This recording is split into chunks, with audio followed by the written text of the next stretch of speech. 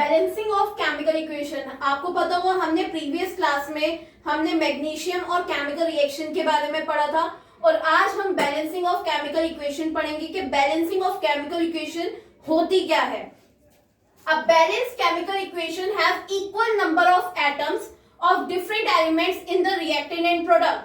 Balanced chemical equation मतलब क्या होता है बच्चों कि भाई आपका जो रिएक्टेंट साइड है और जो आपकी प्रोडक्ट साइड है वो दोनों आपस में क्या हो जाए, इक्वल हो जाए। मींस LHS किसके इक्वल हो जाए, RHS की साइड की इक्वल हो जाए।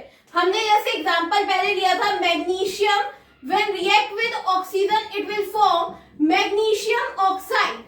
ठीक है, तो इसका मतलब क्या था कि मैग्नीशियम जो है, ये वाली जो साइड है आपकी LHS जो है वो किसके इक्वल हो जाए, RHS के इक्वल हो जाए in the terms of magnesium when reacts with oxygen it will form magnesium oxide. हमने ये पढ़ा था। तो इसका मतलब क्या था, ये जो आपकी LHS साइड है वो किसके इक्वल होनी चाहिए, RHS की साइड की इक्वल होनी चाहिए इन टर्म्स ऑफ एटम्स, मतलब इनके एटम्स जो है आपस में इक्वल होने चाहिए। ठीक है, और वैसे ही आपकी अनबैलेंस्ड केमिकल इक्वेशन होती है जिसमें आपकी LHS साइड RHS साइड के बिल्कुल भी इक्वल नहीं होती। It means that unbalanced chemical equation has unequal number of atoms. ऊपर वाले में हमने पढ़ा था क्या होता है, इक्वल नंबर ऑफ एटम, और अनबैलेंस्ड में क्या होता है, अनइक्वल नंबर ऑफ एटम्स। लोगों को पता चल गया होगा कि अनबैलेंस्ड और बैलेंस्ड में क्या फर्क है। Balanced chemical equation means when LHS side is equals to the RHS side in terms of atom। ठीक है, और अनबैलेंस्ड में क्या होता है, LHS RHS की इक्वल नहीं होती इन टर्म्स ऑफ एटम, मतलब रिएक्टेंट साइड आपकी प्रोडक्ट साइड के इक्वल नहीं होती। तो हमें यहाँ पे क्या करना है, अपनी अनबैलेंस्ड केमिकल इक्वेशन को किस में कन्वर्ट करना है, बैलेंस्ड केमिकल इक्वेशन में। Now we have taken an example of Zn when react with H2SO4 it will form ZnSO4 plus hydrogen. तो अब हमें ये देखना है कि whether this equation is a balanced chemical equation और नॉट। तो उसके लिए हम पहले क्या करेंगे, अपने दो कॉलम्स फॉर्म करेंगे, एक रिएक्टेंट साइड होगी, एक हमारी प्रोडक्ट साइड। उसे आप LHS और RHS के नाम से भी लिख सकते हो। और एक साइड पे हम सारे के सारे एटम्स को मेंशन करेंगे, जैसे हमने यहाँ पे मेंशन किया है Zn, zinc, hydrogen, sulphur, oxygen. कोई भी ऐसे पूरा नाम सबमिट नहीं करेगा कि H2SO4 पूरा नहीं लिखा जाएगा, हाइड्रोजन अलग लिखा जाएगा, सल्फर अलग और ऑक्सीजन अलग लिखा जाएगा। ठीक है, अब हमें देखना है कि Zn, जिंक के पास LHS साइड में कितने नंबर ऑफ एटम है। यहाँ पे कितने नंबर ऑफ एटम मेंशन है, एक भी नहीं है। इट मींस दैट यहाँ पे कितना है, 1 माना जाएगा, क्योंकि सिर्फ और सिर्फ जिंक अकेला है। तो जिंक के पास कितने नंबर ऑफ एटम हुए, ओनली 1। ठीक है, ऐसे ही हम कहां देखेंगे, अपनी प्रोडक्ट साइड में भी देखेंगे, यहां पे भी कितना है, 1। हाइड्रोजन, हाइड्रोजन यहां पे कितना है, 2, और वहां की साइड हाइड्रोजन हम देखेंगे वहां पे भी कितना है, 2 है। सल्फर, सल्फर हमारा यहां पे कितना है, ओनली 1। अगर किसी के नीचे कुछ मेंशन नहीं होता है तो इसका मतलब उसका एटम कितना है, 1 होता है। तो सल्फर यहाँ पे कितना हुआ हमारा, 1, और वहां पे भी सल्फर हमारा 1 है। आफ्टर दैट हमारी ऑक्सीजन, ऑक्सीजन यहाँ पे कितने एटम दिखा रहे हैं, 4, और वहां पे भी कितना हमारा दिखा रहे हैं, 4। इट मींस दैट सारे के सारे एटम्स आपस में क्या हो रहे हैं, इक्वल हो रहे हैं। इट मींस दैट यहाँ पे LHS आपका RHS के इक्वल है और ये बैलेंस इक्वेशन है। ओके, अब हमने नेक्स्ट एग्जांपल लिया है hydrogen when react with oxygen it will form water, जो आपको पता है जिसका फॉर्मूला क्या होता है, H2O। ओके, अब हम यहाँ पे क्या लिखेंगे, यहाँ पे हमारे पास हाइड्रोजन और ऑक्सीजन मेंशन्ड है, तो यहाँ पे हमने एक जगह पे हाइड्रोजन और एक जगह पे ऑक्सीजन मेंशन किया है। अब हम देखेंगे हमारी LHS साइड पे कितने नंबर ऑफ एटम्स है हाइड्रोजन के पास, 2 है, तो हम यहाँ पे 2 लिख देंगे। और वैसे ही वहां पे प्रोडक्ट साइड में देखेंगे तो प्रोडक्ट में भी कितने हैं, 2। एंड आफ्टर दैट ऑक्सीजन, यहाँ पे रिएक्टेंट साइड में ऑक्सीजन के पास कितने एटम है, 2 है, और आपकी यहाँ पे RHS साइड में कितने हैं, 1। अच्छा, अब ये क्या बैलेंस केमिकल इक्वेशन हो रही है, नहीं हो रही। क्यों, क्योंकि आपका हाइड्रोजन तो बैलेंस है बट आपकी ऑक्सीजन बैलेंस नहीं है। क्यों, क्योंकि ऑक्सीजन का यहाँ पे 2 और यहाँ पे 1 है। So it means that it's unbalanced equation.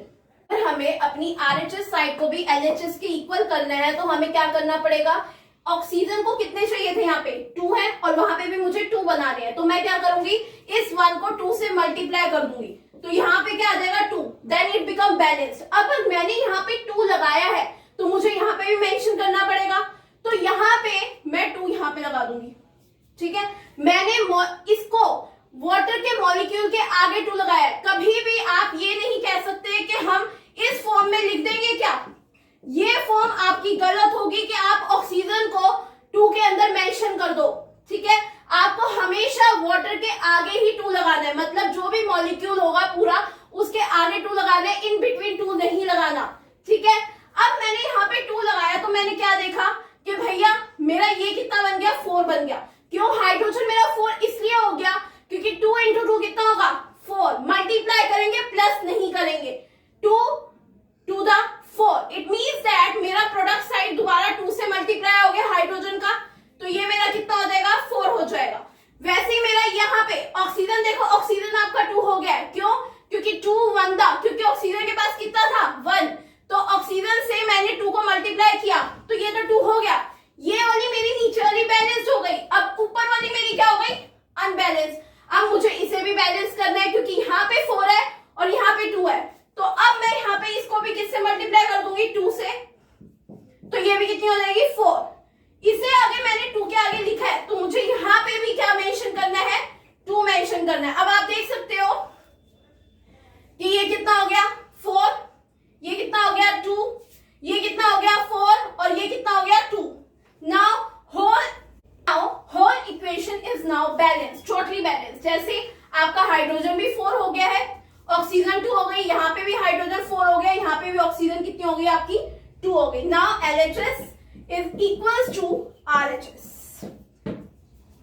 हमें अपनी RHS साइड को भी LHS के इक्वल करना है तो हमें क्या करना पड़ेगा, ऑक्सीजन को कितने चाहिए थे, यहाँ पे 2 है और वहां पे भी मुझे 2 बनाने हैं, तो मैं क्या करूंगी, इस 1 को 2 से मल्टीप्लाई कर दूंगी, तो यहाँ पे क्या आ जाएगा 2, देन इट बिकम बैलेंस्ड। अब मैंने यहाँ पे 2 लगाया है तो मुझे यहाँ पे भी मेंशन करना पड़ेगा, तो यहाँ पे मैं 2 यहाँ पे लगा दूंगी, ठीक है। मैंने इसको वाटर के मॉलिक्यूल के आगे 2 लगाया है। कभी भी आप ये नहीं कह सकते कि हम इस फॉर्म में लिख देंगे, क्या ये फॉर्म आपकी गलत होगी कि आप ऑक्सीजन को 2 के अंदर मेंशन कर दो, ठीक है।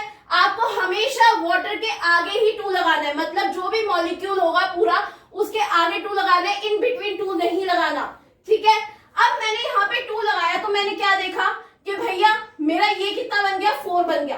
क्यों, हाइड्रोजन मेरा 4 इसलिए हो गया क्योंकि 2 इंटू 2 कितना होगा, 4। मल्टीप्लाई करेंगे, प्लस नहीं करेंगे, 2 to the 4, it means that मेरा प्रोडक्ट साइड दोबारा 2 से मल्टीप्लाई हो गया हाइड्रोजन का, तो ये मेरा कितना हो जाएगा, 4 हो जाएगा। वैसे ही मेरा यहाँ पे ऑक्सीजन, देखो ऑक्सीजन आपका 2 हो गया है, क्यों, क्योंकि 2 1 था, क्योंकि ऑक्सीजन के पास कितना था, 1, तो ऑक्सीजन से मैंने 2 को मल्टीप्लाई किया तो ये तो 2 हो गया। ये वाली मेरी नीचे वाली बैलेंस हो गई, अब ऊपर वाली मेरी क्या हो गई, अनबैलेंस। अब मुझे इसे भी बैलेंस करना है क्योंकि यहाँ पे 4 है और यहाँ पे 2 है, तो अब मैं यहाँ पे इसको भी किससे मल्टीप्लाई कर दूंगी, 2 से, तो ये भी कितनी हो जाएगी, 4। इसे आगे मैंने 2 के आगे लिखा है तो मुझे यहाँ पे भी क्या मेंशन करना है, 2 मेंशन करना है। अब आप देख सकते हो कि ये कितना हो गया, 4, ये कितना हो गया, 2, ये कितना हो गया, 4, और ये कितना हो गया, 2। Now whole